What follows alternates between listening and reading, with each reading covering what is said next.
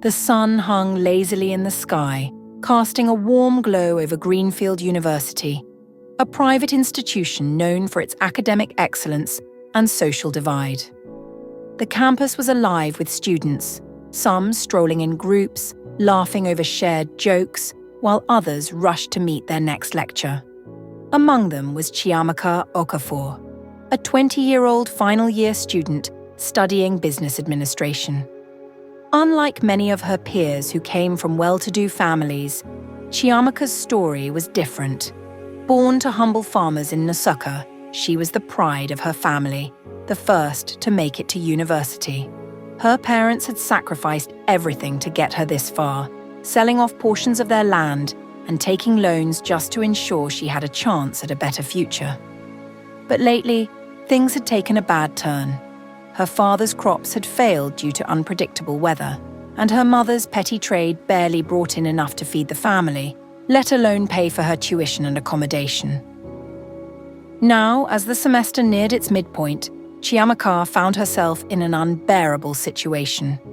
The university had issued a deadline for tuition payment, and without it, she risked being barred from lectures and, worse, from taking her final exams. She had tried everything, pleading with her parents, seeking help from distant relatives, and even applying for scholarships. But nothing had worked.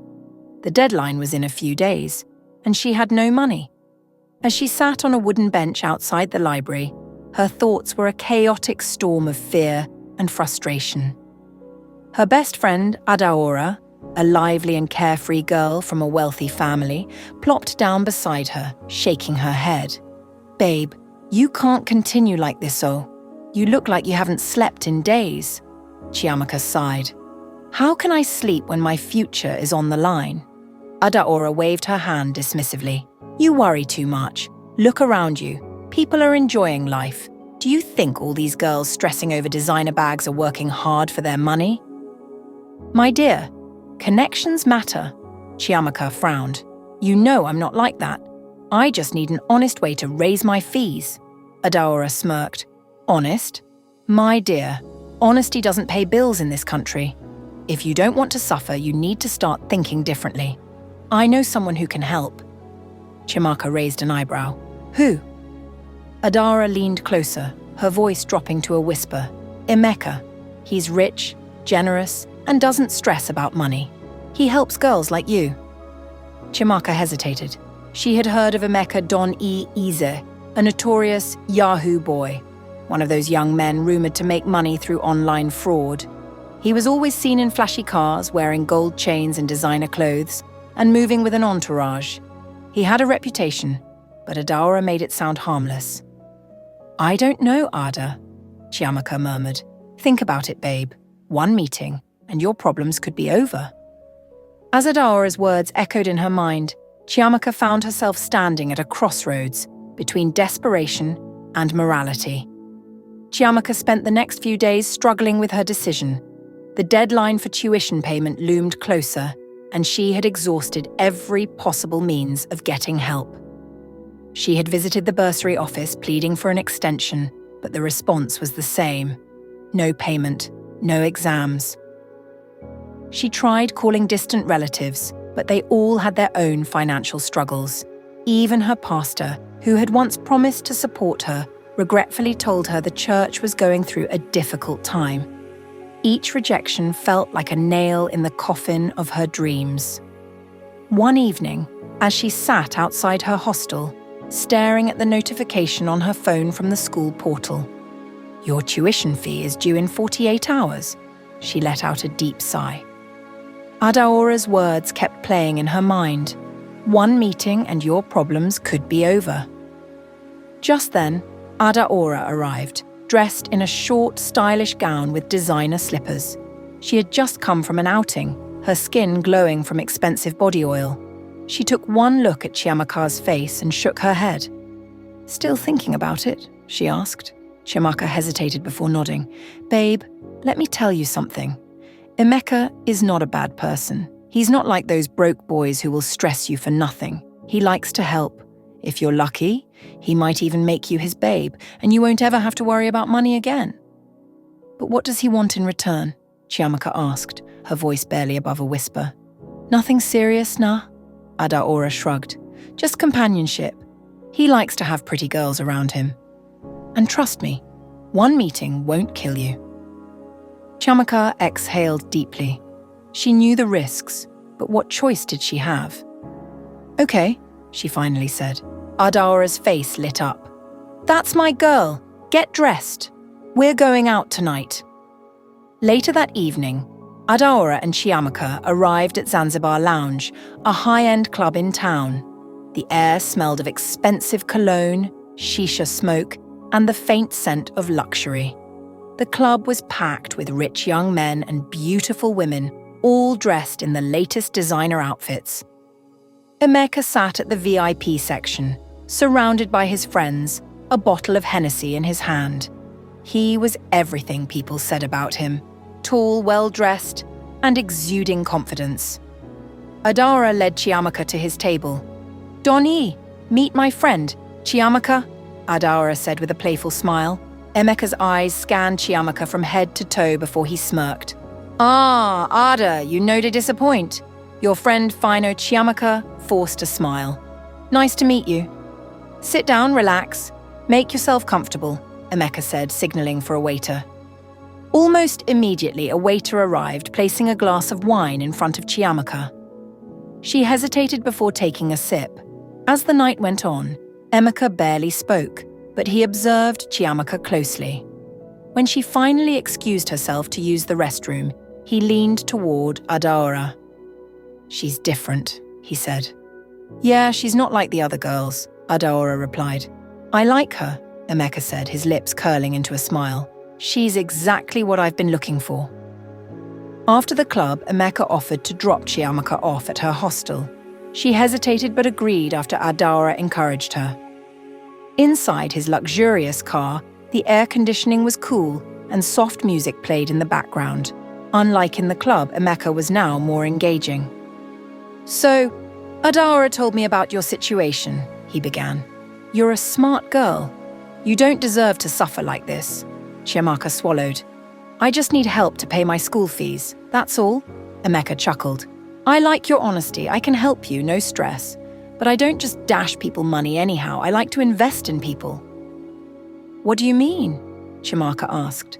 I mean, if you roll with me, your life will change. No more struggles, no more worrying about school fees. You'll have everything you need, money, connections, comfort. All I ask is your loyalty. His words were tempting. The thought of never worrying about money again made her heartbeat quicken. Just think about it, Emeka added as he parked in front of her hostel. As Chiamaka stepped out of the car, she knew she was at a dangerous crossroad. A part of her knew it was too good to be true, but desperation whispered otherwise. That night, she barely slept. The next morning, Chiamaka woke up feeling restless. The events of the previous night replayed in her mind. Emeka's words, his confidence, the promise of a better life. It all seemed like a dream too good to be true. But was it really? Her phone buzzed. A message from Adaora. Adaora, babe, Emeka really likes you. He wants to take you out this weekend. Big things ahead, Chiamaka sighed. She had expected this, but before she could type a response, another message popped up, this time from Emeka himself. Emeka. Good morning, beautiful. Hope you slept well.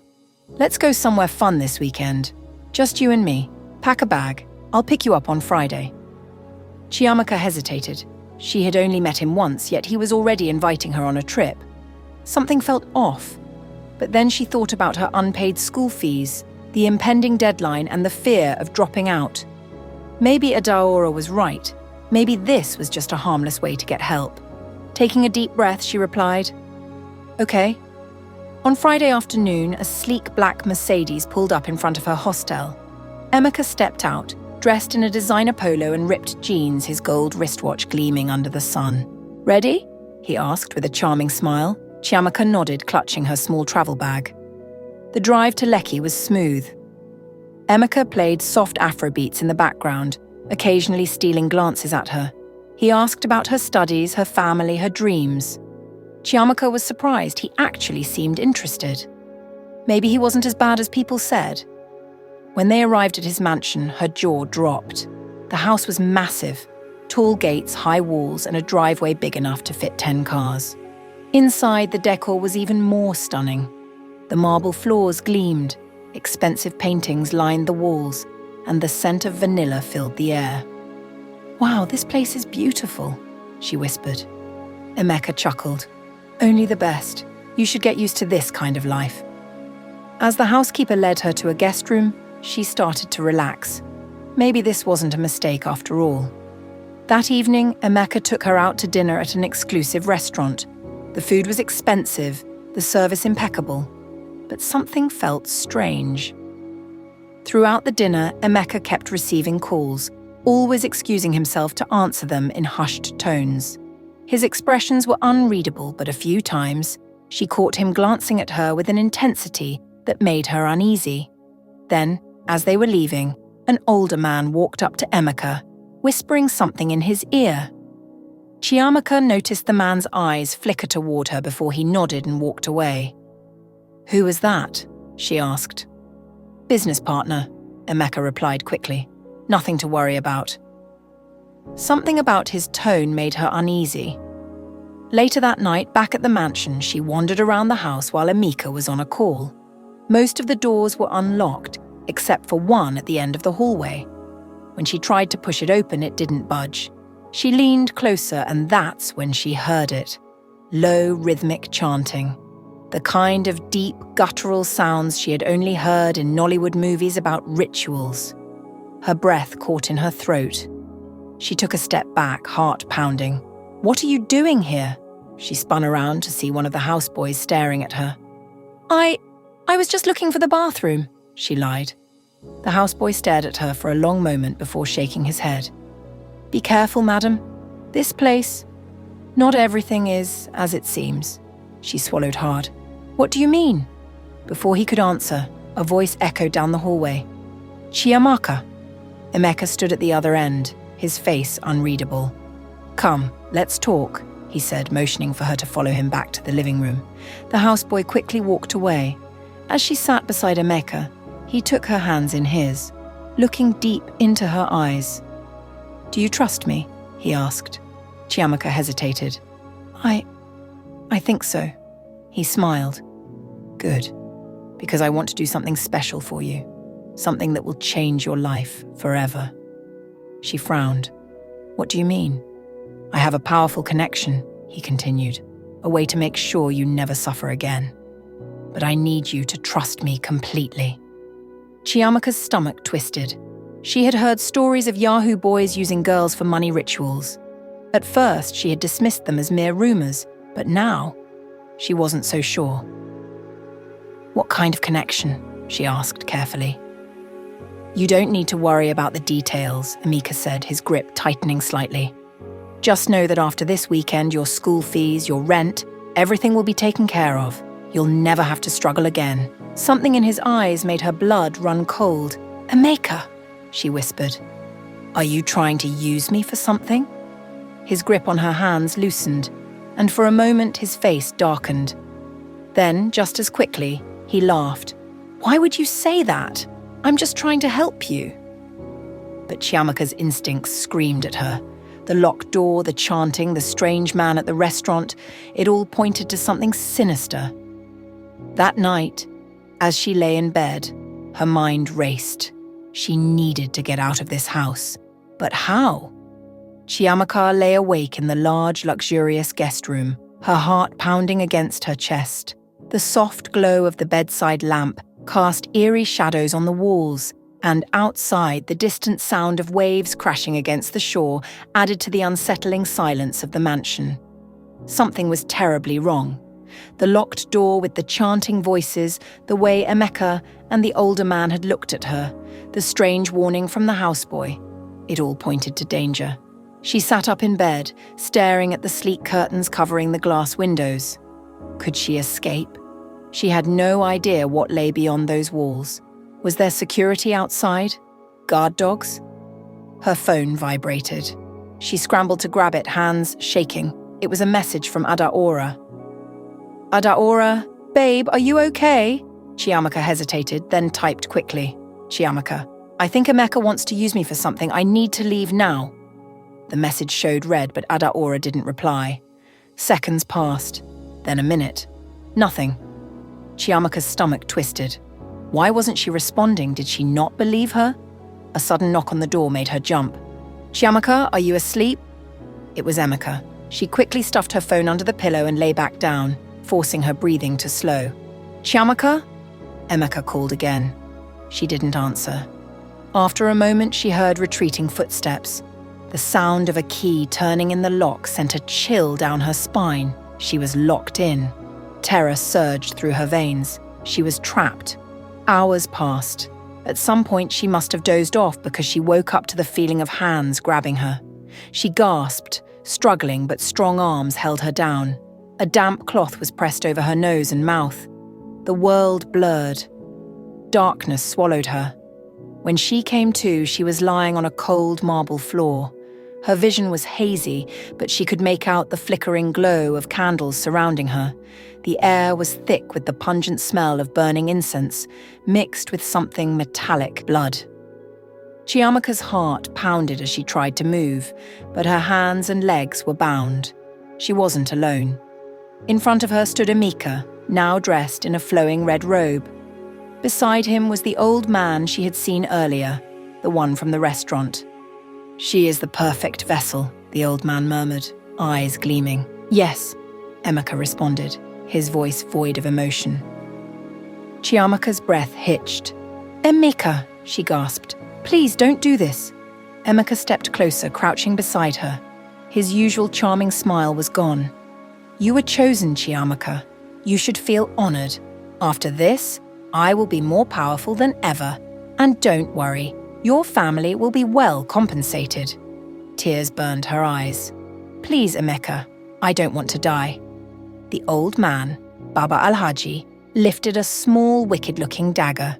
The blood of an innocent is the most powerful sacrifice, he said, raising his hands in the air. Panic exploded inside Chiamaka.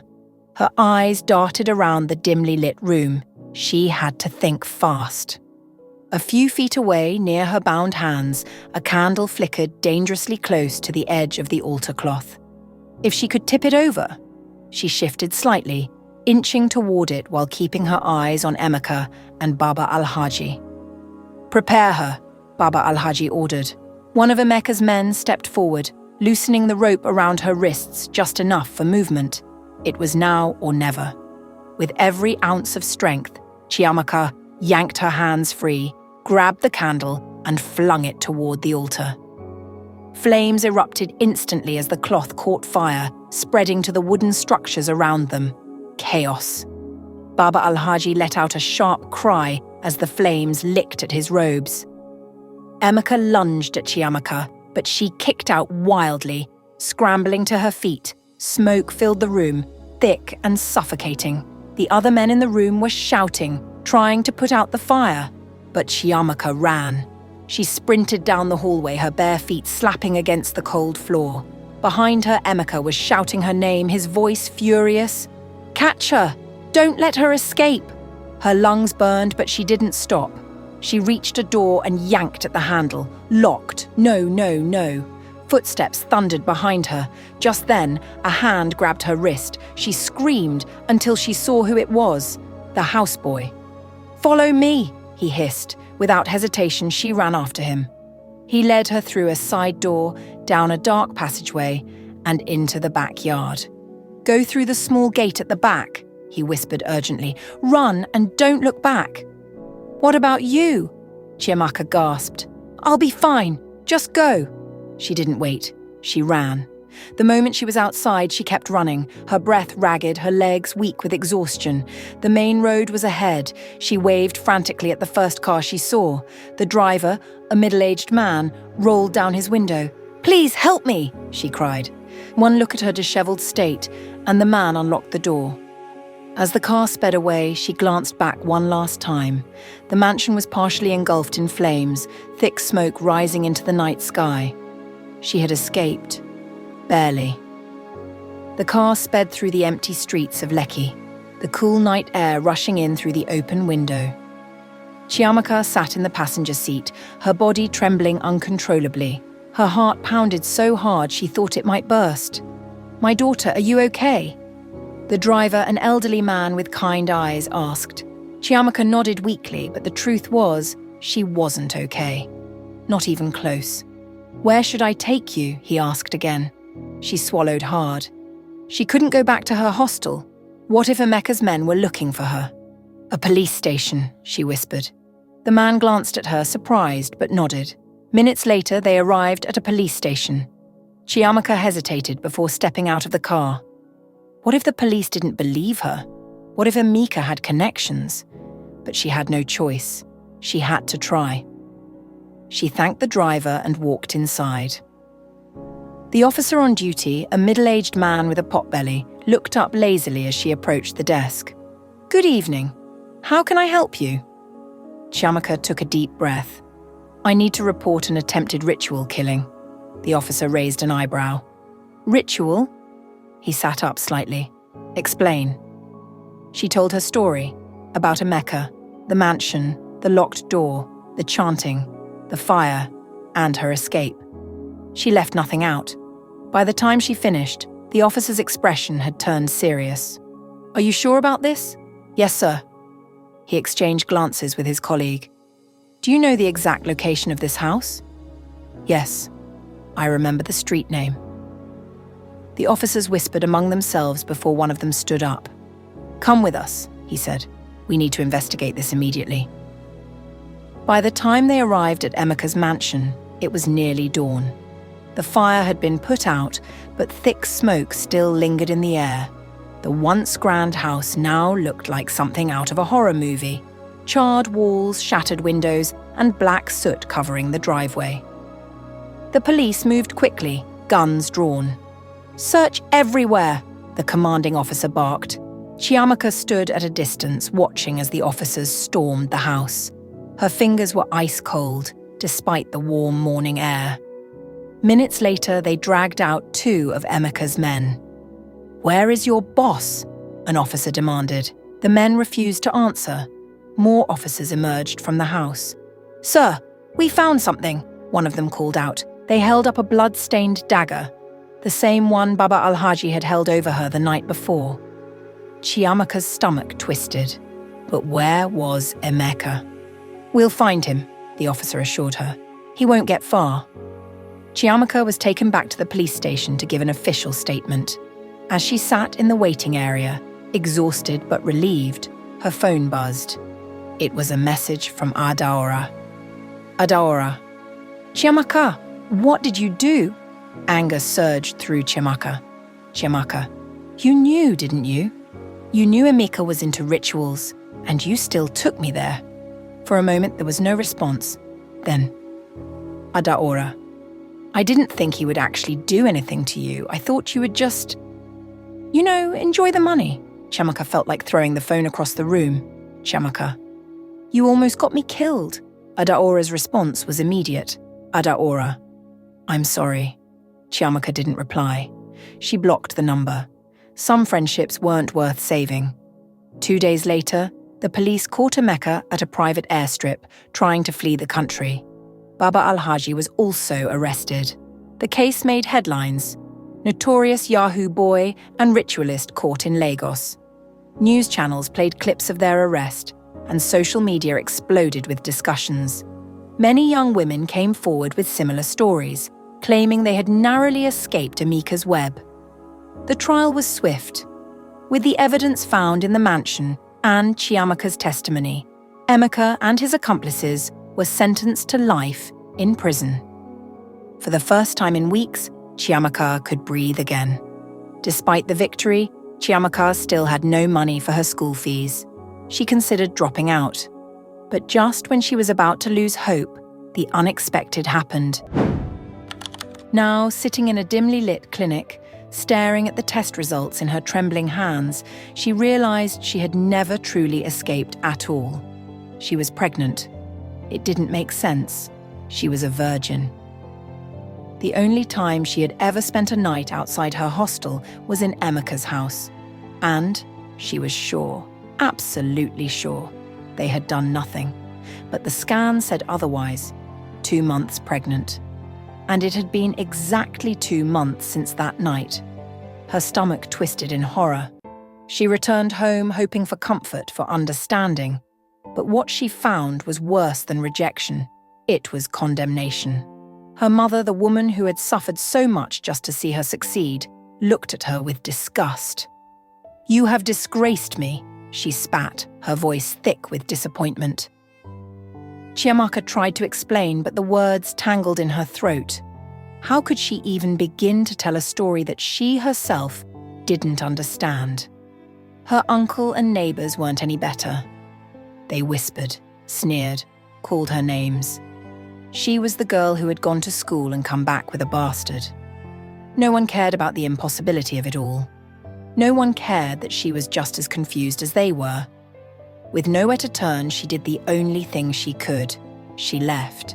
She travelled far as her little savings could take her, carrying nothing but her shame and the growing life inside her. She had no money, no family, no answers.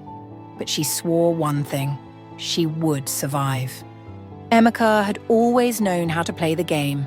Money, power, influence, he had all of it at his fingertips. When he was sentenced to 32 years in prison, he didn't flinch. He knew prison was only for the poor, for those without connections, without the means to bend the system to their will. And just as he expected, money spoke louder than justice. With a few well-placed bribes, a judge looked the other way. A prison official lost his file. The right people got paid, and within months he walked free. It was almost laughable. But Emeka had changed. He left the state as advised, relocating to another city where he could lay low and rebuild. He still had money, enough to keep him comfortable for a while, but something felt off. At first, he ignored it. His girls didn't excite him the way they used to. The luxury cars, the lavish parties, the endless flow of cash. It all felt empty. He forced himself back into the game. He reconnected with Baba Alhaji, expecting to pick up right where he left off. But the money didn't flow like before. The clients that once trusted him hesitated. Deals that should have gone smoothly collapsed at the last minute. And worst of all, every transaction, every move felt cursed. He began to lose. Frustrated, he called Baba Alhaji. The old man's voice was calm but laced with something Emeka had never heard before, something close to pity. "You think you can cheat the gods?" Emeka stiffened. "What do you mean? Your last ritual was incomplete." Cold fear gripped him. He had done everything Baba instructed, lured the girl, tied her up, brought her to the altar. But then, Chiamaka had escaped. Emeka clenched his jaw. But she was unconscious. We never. Exactly. The silence stretched between them. Then Baba spoke again, slower this time, like he was explaining something to a child. "The process is simple. The victim must be made unconscious. The ritual must be sealed with the seed of the one performing it. Then, and only then, can she be sacrificed. You took the first step, but she escaped before you could finish." Emeka's pulse thundered in his ears.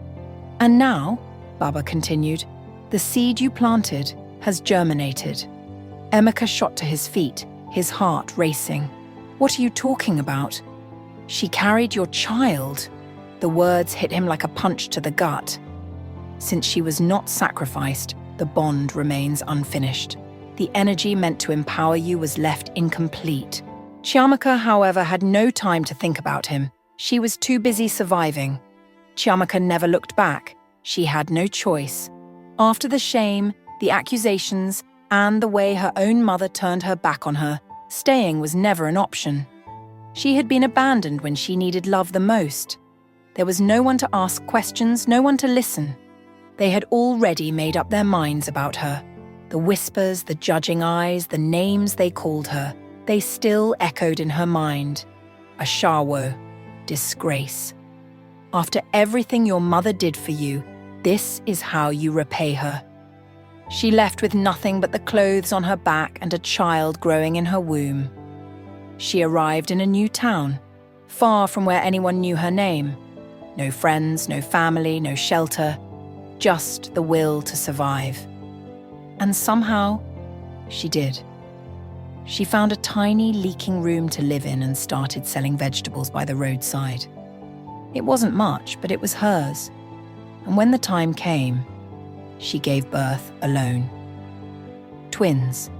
She had no money for a hospital, so she did it the old way with the help of a midwife who took pity on her. The pain was unbearable, but when she heard their cries, it was like life had given her a new purpose. Peter and Paul. She looked at their tiny faces, their perfect fingers, their innocent eyes. For the first time in months, she smiled. She would make sure they never suffered the way she had. Years passed, and she worked harder than she thought humanly possible. She sold vegetables in the morning, cleaned houses in the afternoon, and took in laundry at night. Sleep became a luxury she couldn't afford, but it didn't matter. Her boys were growing. She poured everything into them: love, discipline, education. They were smart, kind, and hard-working. She taught them to pray, to never look down on people, and to always be honest. But no matter how hard she worked, life was still unfair. By the time they reached senior secondary school, the financial burden became unbearable. She had struggled to put them through school, but now, with their final exams approaching, the cost was too much. She called them one night, her voice heavy with guilt. "My sons, I have failed you." "No, Mama," Paul said immediately. "You have never failed us." She looked at their faces so full of love and trust, and it made the pain worse. "I can only afford for one of you to take your final exams this year. The other will have to wait 2 more years until I can save enough." The room fell into silence. Then Paul smiled. "Peter should write first." "Paul, no," Peter started. "Yes," Paul insisted. "You've always wanted to study law. Go ahead. I will wait." Chiamaka's heart ached. This wasn't fair. Both her sons deserved an education, but life was forcing them to make sacrifices. Paul, however, never let it show that he was hurt. Instead, he buried himself in the thing he loved most: computers. One evening, while helping a customer at the market, he overheard a conversation about an international scholarship program. It was for students interested in cybersecurity, something he had always been passionate about. Curious, he found his way to a cyber cafe, borrowed money to pay for internet time, and searched for the scholarship. It felt like fate. He filled out the application, took the required online test, and waited. Weeks later, the email arrived. He had been selected, a full-ride scholarship to study cybercrime and security in the United States. When he ran home to tell his mother, she almost collapsed in shock.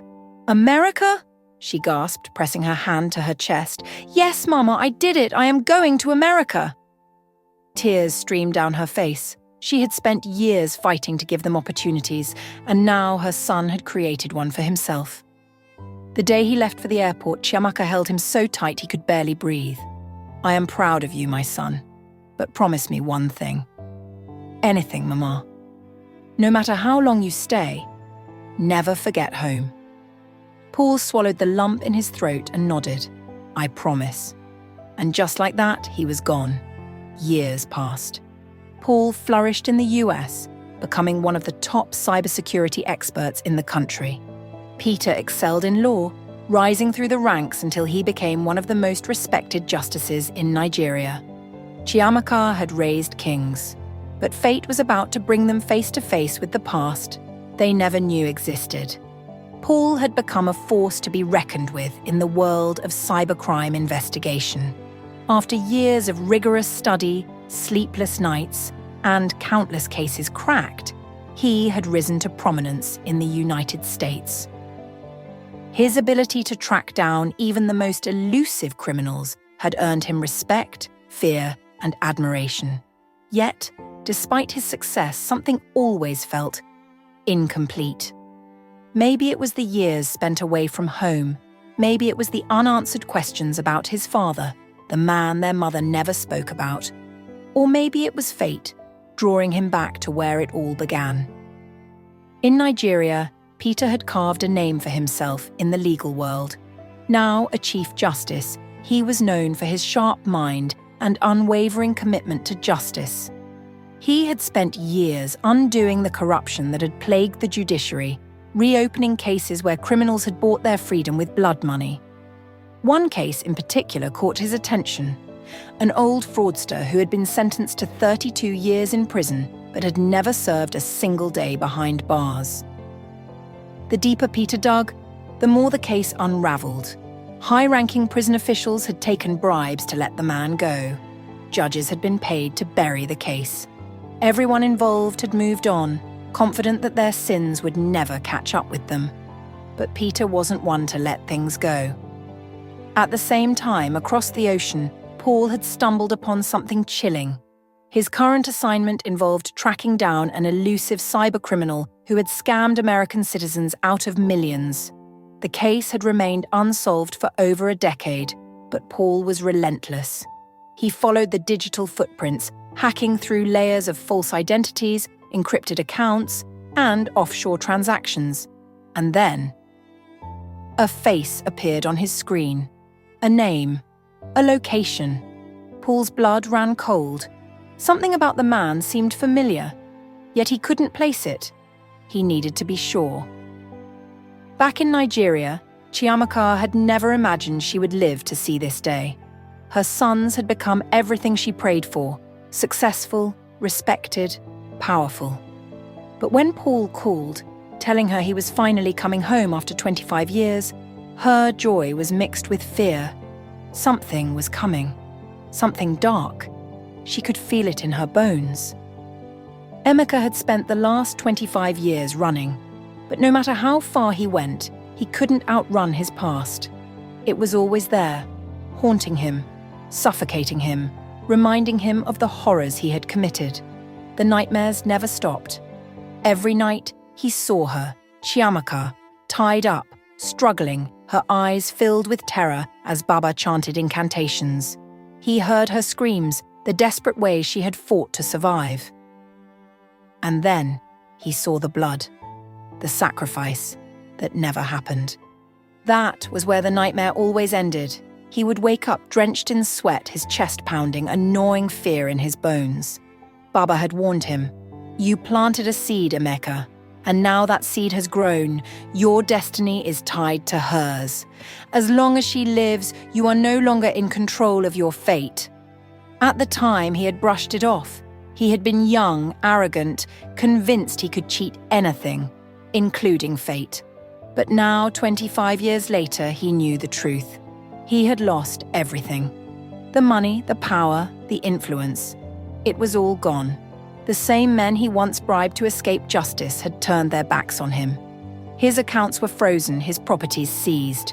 The once glorified Yahoo boy was now a ghost of himself, hiding from both the law and the spirits that haunted him. And worst of all, the clock was ticking. Baba had told him he had 30 years to live if the ritual was not completed. 25 years had already passed. That meant he had only 5 left, if he was lucky. But Emeka wasn't sure he even had that much time. His health had begun to deteriorate. He had developed a strange illness, one that no doctor could explain. His body felt weak, his vision sometimes blurred. His hands shook uncontrollably, and the voices in his head grew louder every day. Find her. The words echoed through his mind over and over again. Find her before it's too late. But how? Chiamaka had disappeared after that night. He had tried searching for her in the past, but she had vanished without a trace. No one in their hometown had seen her. It was as if the earth had swallowed her whole. Then, just when he had begun to lose hope, he overheard something that sent chills down his spine. A high-ranking judge had been reopening old cases involving men who had bribed their way out of prison sentences. And one of those cases was his. At first, he thought it was just a coincidence, but then he heard the name. Justice Peter. The name alone wouldn't have meant anything to him, but when he saw the picture of the young judge in the newspaper, his blood ran cold. The resemblance, the face. It was like looking at himself as a younger man. A painful realization hit him like a hammer to the chest. The child, Chiamaka's child. No, his child. The nightmare suddenly made sense. The ritual hadn't failed. It had worked in a way he never expected. The seed he planted had truly grown, and now that seed had come back to haunt him. It wasn't just Peter. There were two of them. The newspaper mentioned that Justice Peter had a twin brother, a cybersecurity expert in the United States. Two sons, two enemies hunting him down, one for justice, the other for revenge. He felt his chest tighten, his breathing becoming ragged. Fate had played a cruel game. His own blood was the one tracking him down. There was no escaping it now. He had to find Chiamaka. She was the only one who could stop this, the only one who could save him. But would she? Would she even listen? Or had he already run out of time? The dinner table was set, the warm glow of the chandelier casting a soft light over the room. Laughter filled the air as Peter and Paul shared stories of their lives, one as a renowned judge, the other as a cybercrime expert from the United States. Chiamaka smiled, watching her sons, her heart swelling with pride. They had made something of themselves despite the struggles, despite the pain. But deep inside, a storm brewed. Tonight, everything was about to change. Paul leaned back in his chair, a mischievous glint in his eyes. "Mum, you won't believe it. Peter and I have been unknowingly working on the same case." Peter nodded, taking a sip from his glass. "It's actually funny how fate works. I've been reviewing old bribery cases and one name keeps showing up. Someone who was sentenced 25 years ago but never served his time. And now, Paul is tracking the same man for cyber fraud." Paul pulled out his phone and scrolled through his files. "This guy has been scamming people for years. He's smart, never leaves a trace, but I finally got a match. Want to see his face?" Chiamaka froze. Her heart pounded against her ribs, her breath caught in her throat. She knew what was coming before Paul even turned the screen toward them. There he was, Emeka.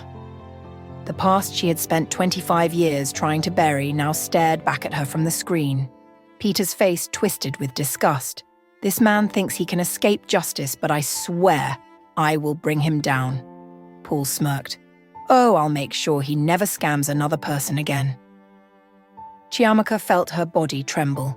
Her sons were hunting their own father. They didn't know.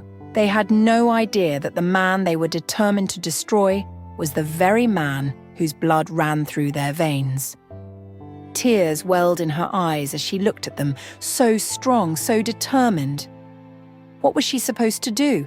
Tell them the truth? Or let them unknowingly hunt down their own father? Her hands clenched into fists beneath the table. Either way, everything was about to change. To be continued. If you were in Chiamaka's shoes, would you tell your sons the truth or let them make Emeka pay for his crimes?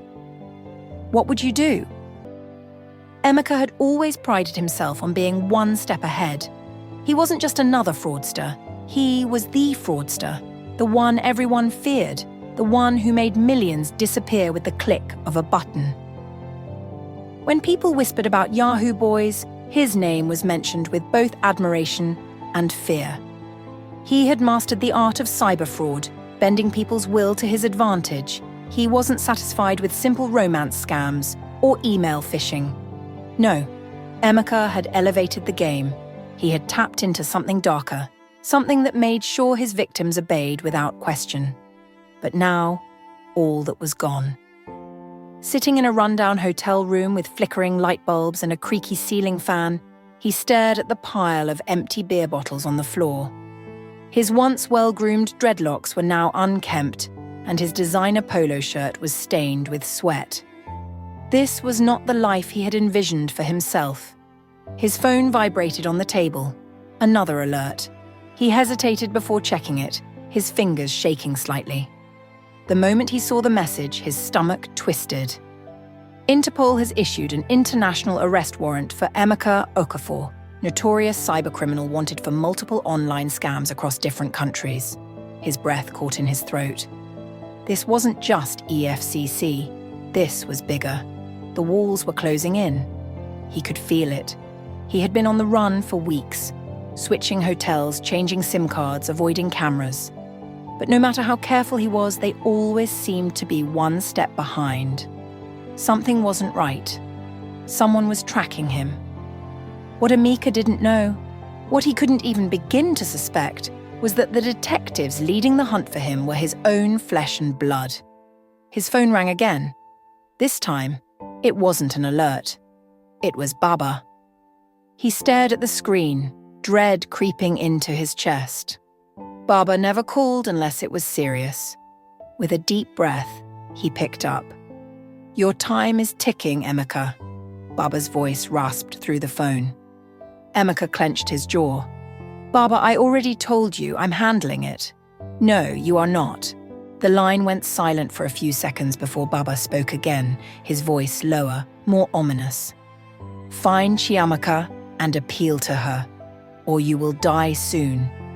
Emeka shut his eyes, rubbing his temple. "You think I don't know that?" His voice was laced with frustration. "I've been trying, but I don't even know where she is." Baba's laugh was dry and humorless. "Then find her before they do, because the spirits you betrayed, they are already with you." The call ended. A sharp chill ran down Emeka's spine. He turned his head slightly, glancing at the dark corners of the room. The feeling of being watched had become unbearable. The shadows didn't move, but they felt alive. He had been waking up in cold sweats, hearing whispers in the dead of night, feeling unseen hands brush against his skin. He had dismissed it at first, thinking it was just paranoia. But deep down, he knew better. His mind drifted back to the night it all began, the night he should have completed the ritual. The memory played out vividly, as if it had happened just yesterday. The air had been thick with the scent of burning incense. The dimly lit shrine was filled with chants, echoing through the enclosed space. The red cloth tied around his waist felt heavy, like it was dragging him down. Chiamaka lay on the ritual mat, bound and trembling, her eyes swollen from crying. She had pleaded, begged him to stop. "Emeka, please, I love you, don't do this." Her voice had cracked, breaking something inside him. For a brief moment he had hesitated, the knife trembling in his hand. That moment of hesitation had cost him everything. The ritual had failed. Chiamaka had escaped. Baba had been furious. And from that night on, his downfall had begun. At first, the signs were subtle. Small glitches in his scams, payments that didn't go through, investors pulling out at the last minute. But then, things got worse. He started losing money. Accounts got frozen. Friends disappeared. The luck that had once shielded him was gone. And then came the nightmares. He would wake up gasping, drenched in sweat, his chest tight as if an invisible force was pressing down on him. He would hear Chiamaka's screams echoing in his head, her voice blending with eerie whispers that grew louder each night. At first, he thought it was just guilt, but then the real hauntings began. He would see shadows move in broad daylight. Objects would shift when he wasn't looking. The worst part was the feeling, the unbearable sensation that he was never alone. And now, with Baba's warning, he knew there was no escaping it. He had to find Chiamaka. The problem was, she had disappeared from his life completely. He had no idea where to start looking. The law was hunting him. The spirits were hunting him. And the woman he needed to find the most probably wanted him dead. He ran a shaky hand through his hair. For the first time in his life, Emeka felt something he had never truly felt before: fear. Peter and Paul sat across from each other in a quiet cafe, stirring their cups of coffee absent-mindedly. The low hum of conversations around them blended with the soft clinking of spoons against ceramic, but their minds were far from the warmth of their drinks. There was something unsettling in the air, a feeling neither of them could shake. Peter leaned back in his chair, his arms crossed, eyes narrowed in deep thought.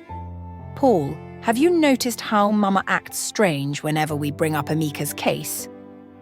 Paul, who had been staring at his untouched coffee, looked up. "I thought it was just me," he admitted. "At first, I assumed she was just concerned, you know, the way any mother would be if her sons were handling a dangerous case. But now? I don't know, Peter. Something feels off." Peter tapped his fingers against the table. "It's not just concern. It's something else. Every time we mention Emeka's name, she either changes the subject or finds an excuse to leave the room." Paul exhaled sharply, shaking his head. "Exactly. And did you see how she reacted last night? We were watching the news when his name came up, and the way she grabbed the remote and switched the channel so fast." Peter nodded, his expression darkening, like she couldn't bear to hear it. There was a brief silence between them. The truth hung in the air, unspoken but heavy. Their mother was hiding something. Paul finally broke the silence, lowering his voice. "Peter, do you think she knows something about Emeka?" Peter looked around cautiously before leaning in. "I don't just think. I'm sure of it. And it's not just knowing him. I feel like she has a connection to this case that we don't understand yet." Paul swallowed. The thought was disturbing, but he couldn't ignore the growing suspicion in his gut. "But how? And why wouldn't she tell us?" Peter let out a slow breath. "That's what we need to find out." The cafe's door swung open, letting in a brief gust of wind. The noise of the outside world felt distant compared to the intensity of their conversation. Paul rubbed his temples. "You know what's worse? We're leading this investigation, and yet we might be missing the biggest piece of the puzzle." Peter sat up straighter, his expression now resolute. "Which is why we have to be careful. We can't just move forward blindly." He lowered his voice even further. "Paul, we have to suspend this case for now and dig deeper into this man before making it public." Paul's eyebrows furrowed as he considered Peter's words. He wasn't one to pause an investigation, especially not one this big.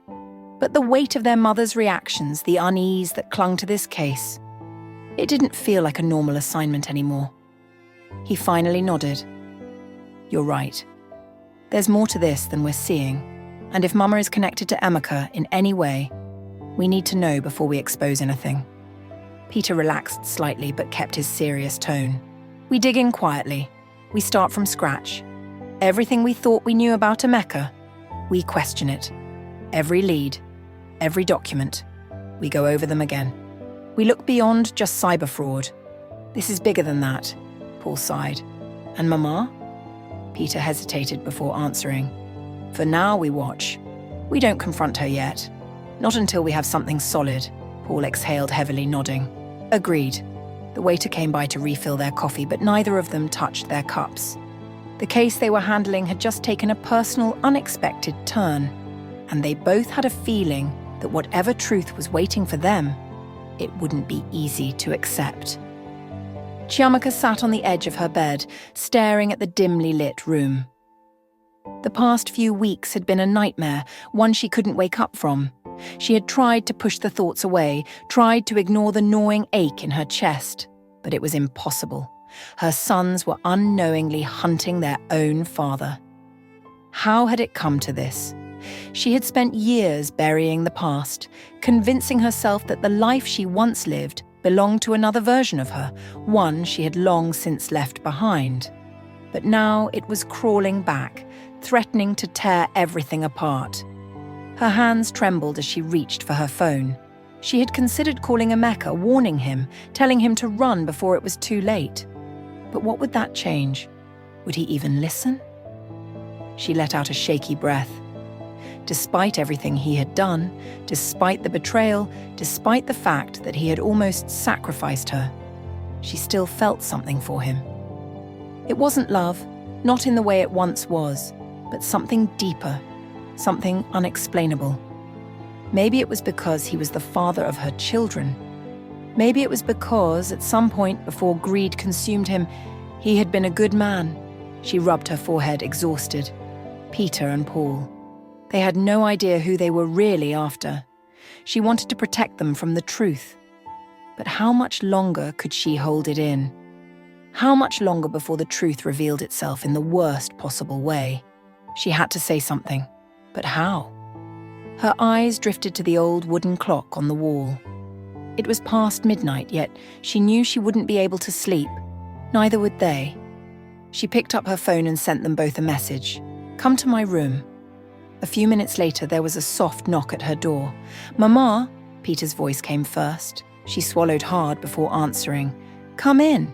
Peter and Paul stepped inside, exchanging confused glances. They could see the worry on her face, the way she sat stiffly, her fingers laced together tightly. Paul frowned. "Mama, what's wrong?" Chiamaka took a deep breath, her heart pounding. This was it. This was the moment. But she couldn't just say it. Instead, she asked a question that had been haunting her for days. "If I were once a prostitute, would you forgive me?" A heavy silence filled the room. Peter and Paul looked at each other, completely thrown off by the question. Paul scratched the back of his head. "Mama, why are you asking that?" Chiamaka's throat felt tight. "Just answer me." Peter, always the calmer one, spoke first. His voice was steady, but there was uncertainty behind it. "You are our mother. Nothing will ever change that." Paul nodded, though he still looked confused. "Yeah, Mama. Whatever it is you're trying to say, it doesn't change the fact that we love you." Chiamaka's heart pounded violently in her chest. They had no idea. She gripped the sheets beneath her, trying to steady herself. Should she tell them now? Should she rip off the bandage and reveal everything? Her lips parted, but the words wouldn't come out. Instead, she found herself whispering something else. "Think twice before it's too late." Peter's brows furrowed. "Mama, what are you trying to say?" Chiamaka looked at both of them, her eyes glistening. She wanted to tell them. She needed to tell them. But the words caught in her throat. She shook her head. "Just promise me.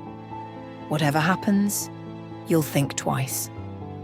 Paul exhaled, frustrated. "Mama, you're scaring us. What's going on?" She forced a smile, though it didn't reach her eyes. "Nothing, my sons. Just be careful." The two young men exchanged one last glance before nodding. "Okay, Mama," Peter said softly. "We'll think twice." But Chiamaka knew the truth was already on its way. Emeka sat alone in a dimly lit hotel room, his back against the cold wall. His once proud shoulders were slumped, his gold chains discarded on the bedside table, his expensive designer shirt wrinkled from days of being worn. His phone lay face down beside him, its screen cracked from the last time he had hurled it in frustration. The walls seemed to close in on him. Nowhere to run, nowhere to hide. His empire had crumbled overnight. His bank accounts were frozen. The law was closing in. The spirits of the ones he had wronged haunted his every waking moment. There was no escape. He picked up the pistol he had stolen from one of his guys, his hands shaking as he weighed it in his palm. Maybe this was the only way out. His breathing was ragged. His chest burned. The whispers in his head grew louder. "End it. It's over. There's nothing left." Tears stung his eyes. He never thought it would end like this. With trembling hands, he raised the gun to his temple, his finger hovering over the trigger. His entire life flashed before him, his childhood, his rise to wealth, his betrayals, the night he almost sacrificed Chiamaka. And then, a different voice, software yet powerful. "I know I deserve hell, but please forgive me." The words slipped from his lips before he could stop them. His body shook with sobs as the gun fell from his grip, clattering to the floor. He buried his face in his hands, his entire body trembling. He had spent years believing he was untouchable, above consequences. But now, he was just a broken man, begging for mercy. Something in his chest stirred. He couldn't explain it, but an urge, a pull, tugged at him. His legs felt weak as he forced himself up. He didn't know where he was going. His mind screamed for him to stay, but something stronger pushed him forward. Before he knew it, he was in his car, hands gripping the steering wheel. The streets blurred past him, neon lights flashing in the distance, and then he saw it. A church. His pulse quickened, his throat tightened. His fingers clenched the steering wheel so tightly that his knuckles turned white. He hadn't stepped inside a church in years. What was he doing here? His heart pounded as he parked the car, but his legs moved on their own. One step, another. A force greater than himself carried him inside. The church was mostly empty. A few people knelt in prayer, lost in their own worlds. At the front, an elderly pastor sat, his head bowed. Emeka hesitated. His palms were sweaty. He didn't belong here, and yet, his feet carried him forward. The pastor looked up, his wise eyes meeting Emeka's desperate ones. "I need to confess," Emeka croaked. His throat felt dry as if he hadn't spoken in days. The pastor studied him, his gaze gentle but knowing. "Sit down, son." Emeka sat heavily on the pew, elbows on his knees, head hanging low. And then he let it all out. He told the pastor everything: the fraud, the rituals, the blood, the sacrifices, the pain. Chiamaka. Her face haunted him the most. The fear in her eyes that night. By the time he finished, his body was shaking. He had never spoken of his sins before. He had buried them deep, locked them away. But now, under the weight of his own confession, he felt raw, exposed. The pastor was silent for a long time, his gaze steady. Then, finally, he spoke. "No one has the right to predict your death." His voice was calm, filled with certainty. "If you are truly sorry, God will forgive you." Emeka's breath hitched. Forgiveness? Could such a thing even exist for him? The pastor leaned forward. "God's mercy is greater than any sin, but you must repent. Do you truly regret what you have done?" Tears slipped down Emeka's cheeks. His head bobbed in a desperate nod. "I do. I swear. I do." The pastor placed a firm hand on his shoulder. "Then let's pray." As the pastor's words filled the air, something inside Emeka cracked open. It was unlike anything he had ever felt before. Not magic. Not a ritual. Grace. It was overwhelming, washing over him like waves crashing against the shore. He didn't understand it, but for the first time in his life, he didn't feel completely alone. When the prayer ended, the pastor met his gaze again. "You need to turn yourself in." Emeka's stomach dropped. "What?" The pastor didn't waver. "A miracle will happen in your darkest moment, but you must take the first step." Emeka's throat went dry. Turn himself in? Face the consequences, the law. But deep down, he knew the pastor was right. He had spent his life running. Maybe it was time to stop. Emeka sat in his dimly lit apartment, staring at the mess of papers and old documents scattered across the floor. His hands trembled slightly as he picked up a worn-out folder, flipping through its contents without really seeing them. The air in the room felt heavy, suffocating. He had barely slept since walking out of the church. Turn yourself in. A miracle will happen in your darkest moment. The pastor's words still echoed in his head. He wanted to believe them, but reality had never been that kind to him. He was a wanted man. His name was on every cybercrime watch list. The authorities would never forgive him. Could he ever truly undo the damage he had done? A sigh escaped his lips as he tossed the folder aside. His fingers brushed against an old, dust-covered flash drive buried beneath the papers. He picked it up, turning it over in his hands. It looked familiar. Where had he seen this before? Frowning, he plugged it into his laptop. The screen flickered, and within seconds a folder popped open. His heart almost stopped when he saw the file names: encrypted keys, password logs, financial records. His pulse quickened. His fingers moved on their own, opening one file after another. Then he saw it. A forgotten key phrase. His stomach clenched. His breathing turned shallow. Number it couldn't be.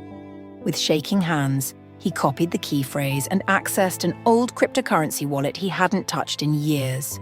As soon as he entered the phrase, the balance loaded. Billions. His breath caught in his throat. Billions of dollars. Money he had stolen. Money that had disappeared without a trace. money that had ruined lives.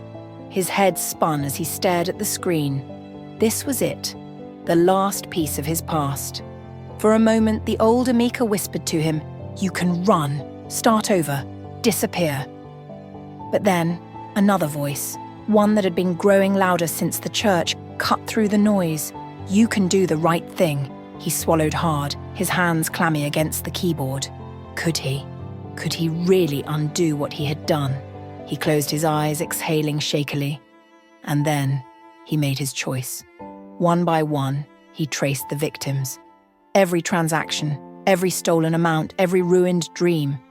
It took days, long, exhausting nights of searching, verifying and tracking down the people whose lives he had shattered. Some had lost their businesses, some had lost their homes, some had even lost their loved ones to the stress of financial ruin. Emeka's chest tightened as he read their stories. He had done this. His fingers trembled as he initiated the transfers. One by one, the stolen billions disappeared from his account, returning to their rightful owners. The weight on his chest grew heavier, but for the first time, it wasn't guilt. It was something else, relief. The news spread like wildfire. First, small online forums buzzed with confusion. Then, victims started posting screenshots, money appearing in their accounts with no explanation. Then the media caught on. Unbelievable cyber reversal. Victims of online fraud receive stolen billions back. Anonymous cybercriminal returns, stolen fortune. Authorities stunned. The headlines flooded every news outlet. Social media exploded. People speculated. Governments scrambled. Who was doing this? The authorities were baffled. This had never happened before. Cybercriminals didn't return money. They vanished. And yet, here it was, a miracle in their darkest moment. Paul was in his office, eyes glued to his computer screen, reviewing some case files when his phone rang. His brows furrowed as he saw the caller ID, HQ Cybercrime Unit. A call from them at this hour? Something was off. He picked up. "Agent Paul speaking." A familiar voice responded, but there was an unusual calmness to it. Too calm. "Paul, the case is closed." Paul straightened in his chair. "Closed?" He blinked, momentarily confused. "What do you mean, closed? We're actively tracking this guy. We were close to getting him." "It's over." The voice on the other end sighed. "Listen, you won't believe this, but every single victim from the fraud case has received their money back." Paul's mouth went dry. "What?" "The exact amount defrauded," the voice continued, "has been reversed to each victim by the same fraudster." Paul could feel his heartbeat in his ears. His fingers gripped the phone tighter. "That's impossible," he muttered. "No cybercriminal does that. Why would he?" "We don't know," the voice admitted. "But from our end, this case is done. We've verified the transactions. Every single cent has been returned. No one is pressing charges anymore. As far as the agency is concerned, we're moving on." Paul leaned back in his chair, running a hand down his face. He had spent months chasing this man, going through files, tracking transactions, piecing together leads. And now it was all over, just like that. He shook his head. This didn't make sense. A fraudster didn't return money. A criminal didn't just wake up one morning and undo everything they had done. So why? Why would someone like Emeka, a man who had been drowning in fraud, wealth, and crime, suddenly decide to give it all back? His thoughts raced as he stared at the case files on his desk. This was supposed to be his biggest bust, but now it felt like the ground had been pulled from under him. Somewhere in his gut, he knew there was more to this than what the agency was seeing. Meanwhile, across town, Emeka was making a decision that would change everything. The night air was heavy as he locked up his house, each turn of the key feeling like the closing of a chapter. He had sold off his possessions, cleared his accounts, and settled any outstanding debts. Even his gatekeeper, who had worked for him for years, had been paid off. "You're leaving, sir?" the man asked hesitantly, staring at the envelope Emeka had handed him. Emeka simply nodded. "Go home. Take care of your family." The man hesitated for a moment, then nodded in return. "Thank you, sir." Emeka said nothing more. He simply turned and walked away. The city was alive as always, cars honking, vendors calling out, streetlights flickering. But to Emeka, it all felt distant, like he was walking through a dream. His feet carried him down familiar streets, past places where he had once flaunted his wealth, past the clubs where he had been treated like a king, past the spots where his name alone could get him anything he wanted. But now he was just a man with nothing but a guilty conscience. He could have run. He could have disappeared. But the words from the pastor still lingered in his heart. Turn yourself in. A miracle will happen in your darkest moment. His hands balled into fists as he finally reached his destination. The police station loomed ahead, its fluorescent lights casting a harsh glow on the pavement. Officers moved in and out of the building, their voices blending into the background. Emeka took a deep breath. This was it. No turning back. He walked up the steps, pushed open the doors, and approached the front desk. A bored-looking officer glanced up from his paperwork. "Can I help you?" Emeka swallowed, his voice steady. "I'm here to surrender myself." The officer frowned. Surrender? For what? Emeka exhaled slowly. For everything. The courtroom was packed. The air felt heavy, charged with tension. Journalists whispered among themselves, cameras flashed, and murmurs rippled through the crowd. This was no ordinary trial. At the center of it all, Emeka stood in the defendant's box, his once proud posture now weighed down by guilt. He had been a man who walked with arrogance, who commanded fear and respect wherever he went, but now he was nothing more than a shadow of himself. The judge's bench loomed above him, and behind it sat Peter. Peter kept his face unreadable, but inside his emotions were a battlefield. When he had been assigned this case, he hadn't expected it to shake him this way.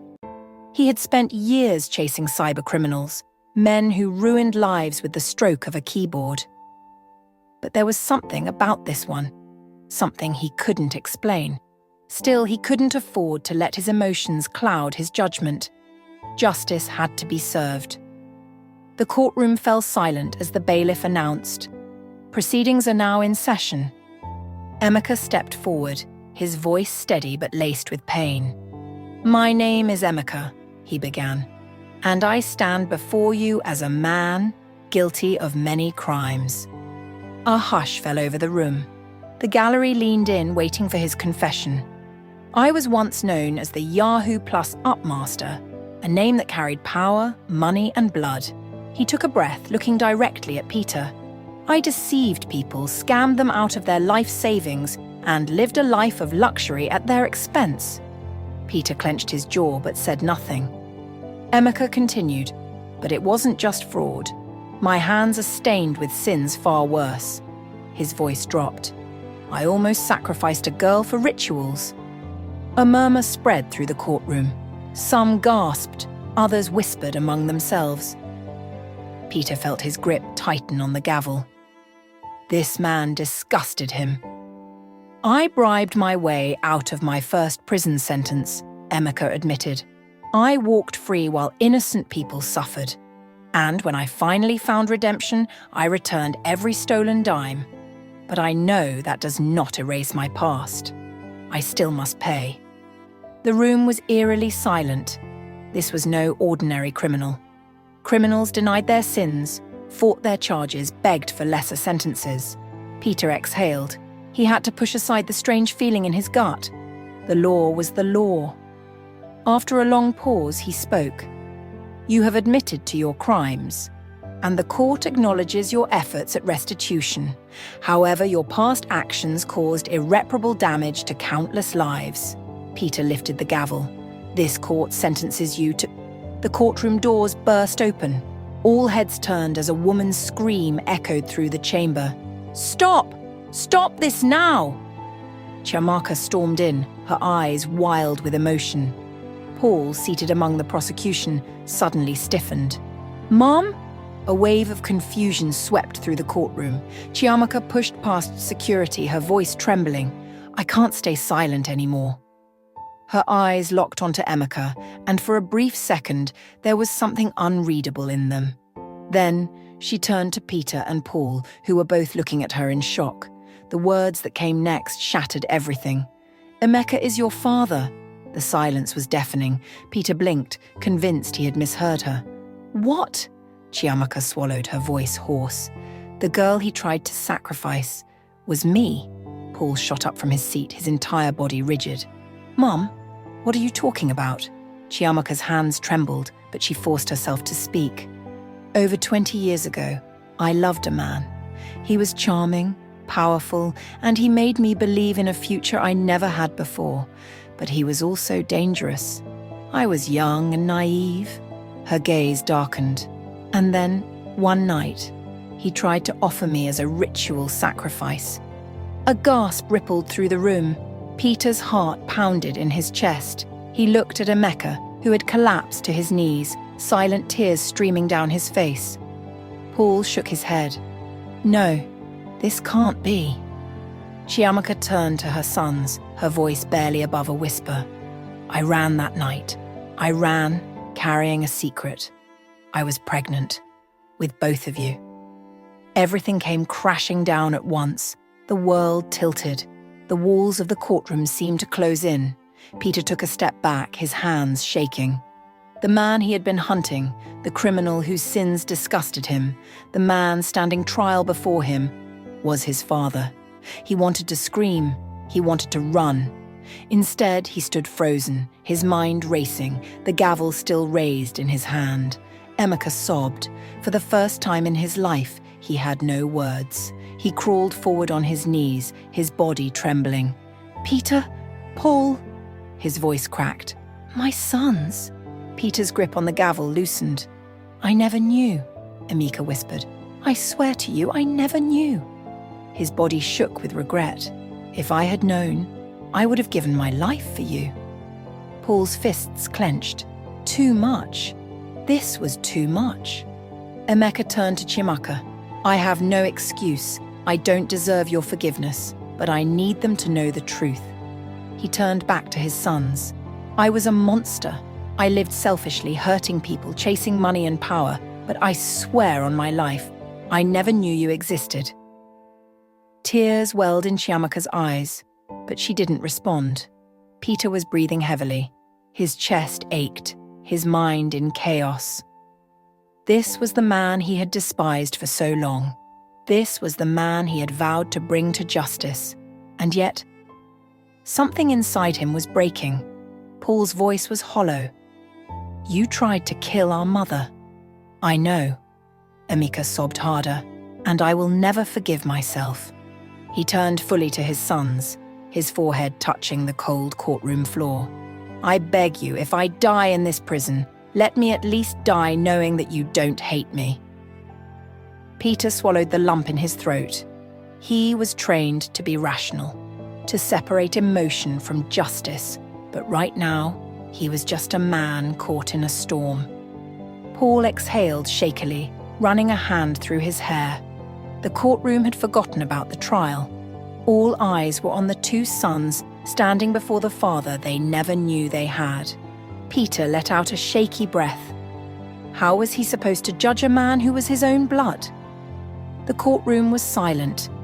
Not the kind of silence that brought peace, but the kind that pressed against the walls, thick with disbelief and unspoken emotions. Peter's fingers trembled around the gavel. His heart pounded so loudly in his chest that he could barely hear anything else. How was this possible? His entire life, he had upheld the law, dedicating himself to justice, never once believing in bending the rules for anyone, not even himself. And now, standing in front of him, kneeling on the cold courtroom floor, was his father, Emeka, the man he had been hunting, the criminal he had built a case against, the father he never knew. Beside him, Paul was shaking his head, his breathing uneven. He looked from their mother to their father, as if hoping someone would wake him from this nightmare. Then, in a voice so broken it barely sounded like his, Paul whispered, "Peter, wait." Peter's grip on the gavel tightened. Don't hit it, Paul pleaded, stepping closer. Let's rethink this. Let's talk. Peter squeezed his eyes shut. His whole body was trembling now, his mind drowning in chaos. How do you judge your own father? Emeka was still on his knees, his hands shaking as he stared up at them. His face was drenched in tears. His voice was hoarse. My sons. I don't deserve your mercy, but if you find it in your hearts, I beg you, don't let your hatred for me ruin you. Peter opened his eyes and met his father's gaze, and for the first time he didn't see a criminal. He saw a broken man. But was that enough? He had fought for years to take down people like this. Men who had stolen, bribed, and ruined lives. Could he now abandon justice just because this man was his blood? His entire career had been about making sure the law stood firm, that justice was never compromised. Paul was still staring at him, eyes pleading. Peter, think about it. Peter turned to his mother. Her face was streaked with tears, her hands clutching at her chest. Chiamaka nodded slowly. I forgave him long ago, she whispered. Not because he deserved it, but because I needed to be free. Peter swallowed. Was that what freedom looked like? More than anything, he wished he had more time to process this. He wished he could wake up and discover it was all a dream. But the whole courtroom was waiting. The law was waiting. He turned back to Emeka, who was still on his knees. This man had done horrible things. This man had also tried to make things right. Peter sucked in a breath. His hand was shaking. He had to make a choice. His voice was barely a whisper when he said, I'm sorry. Paul's head snapped up. Peter! Peter's eyes glistened with unshed tears, his voice trembling as he uttered the words that would change everything. The law is blind. Justice must be served. Paul gasped. Peter, no! Peter raised the gavel. His breath hitched. Then he let it fall. The sound echoed through the courtroom, heavy and final. Guilty. The sentence, 40 years in prison. For a moment, no one moved. Then, the courtroom erupted. Gasps, cries, people whispered, others sobbed openly. Chiamaka collapsed into a chair, burying her face in her hands, her body shaking as she wept. Paul staggered back as if Peter had physically struck him. His face twisted in disbelief, then rage. How could you? Peter couldn't even look at him. His eyes were locked onto Emeka, who was staring up at him, silent tears trailing down his face. Emeka smiled, and then, in a voice filled with peace, he whispered, Thank you, my son. Peter's lips parted slightly. He hadn't expected those words. Emeka exhaled, his shoulders relaxing, as though a burden had been lifted. I deserved this. Peter's chest ached. The weight of his decision pressed against him like an iron fist. He had done what the law required. But why did it feel like he had just sentenced himself? Chiamaka sat in the living room, her face buried in her palms, her body shaking with sobs. The weight of everything, the years of silence, the pain, the lies, the heartbreak was finally too much to bear. She had kept the truth hidden for so long, believing it was for the best. But in the end, had she really protected her sons? Or had she only made things worse? Peter and Paul stood in front of her, their expressions unreadable. She had expected anger, maybe even hatred. She had expected them to walk away from her, disgusted that she had lied to them all their lives. But instead, they knelt before her, wrapping their arms around her. Paul was the first to speak. His voice was gentle but firm. Mom, it's okay. Chiamaka shook her head violently, tears dripping onto her lap. No, it's not. I should have told you. I should have... Peter squeezed her hands. At least now we know the truth. His voice cracked slightly, betraying the whirlwind of emotions inside him. It doesn't change how much we love you. Chiamaka let out a choked sob and pulled them both into a tight embrace.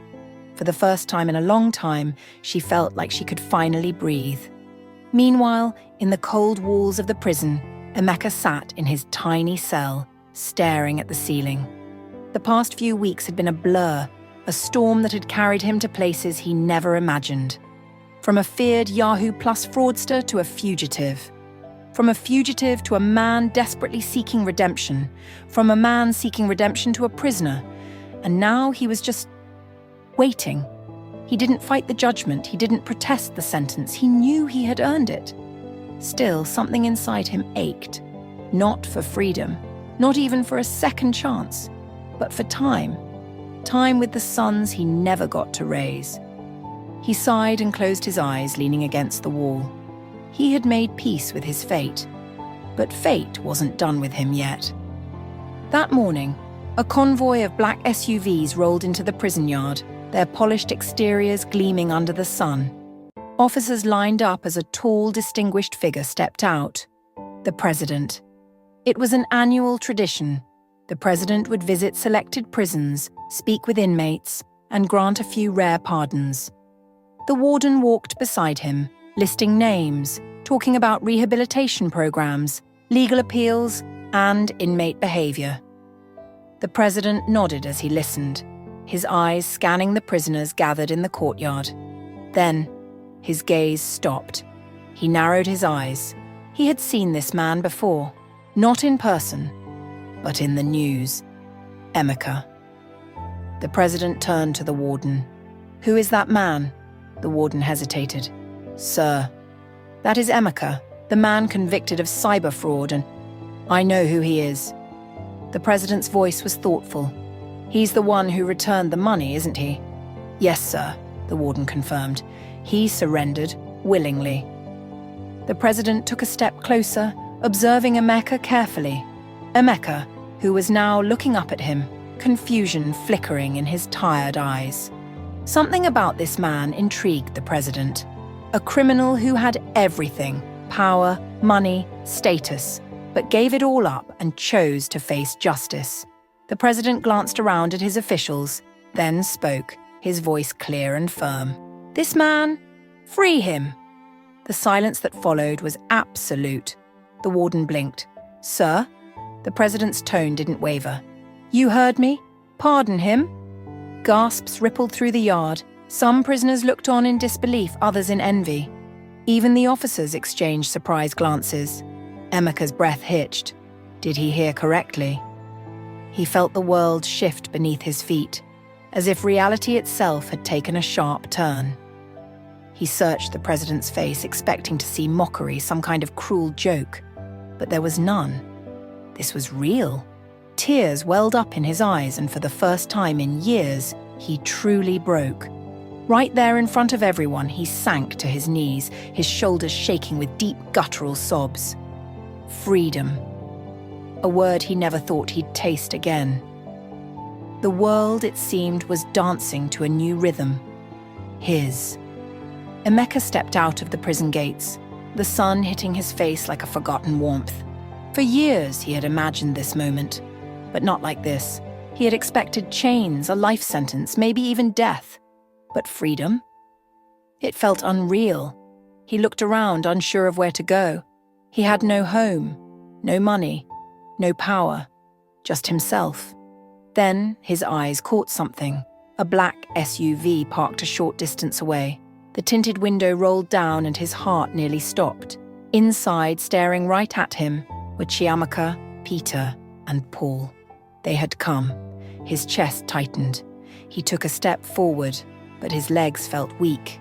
He had faced criminals, spirits, even the law, but now, facing his own family was the hardest thing he had ever done.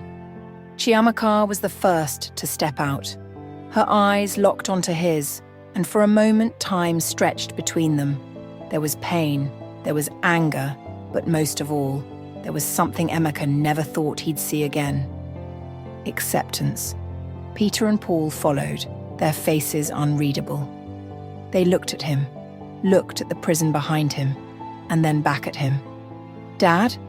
Paul's voice was barely above a whisper. Emeka broke. His knees hit the ground before he even realized it, dust rising around him. His head hung low, his hands clenched.